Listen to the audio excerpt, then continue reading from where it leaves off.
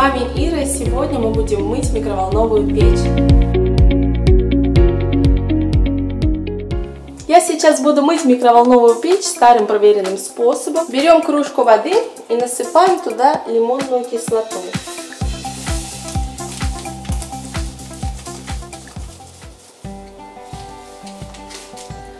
Ставим в микроволновую печь, и нам нужно прокипятить эту воду минутки 3, можно больше, чтобы водичка осела на стеночках внутри микроволновки.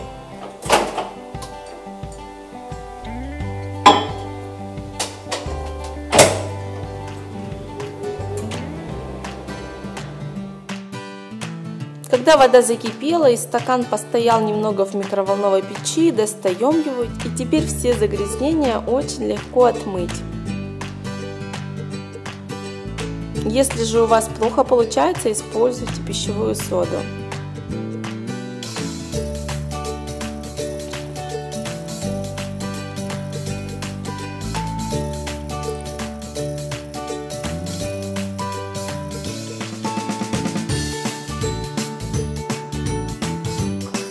Хорошо промываем в раковине стеклянный круг.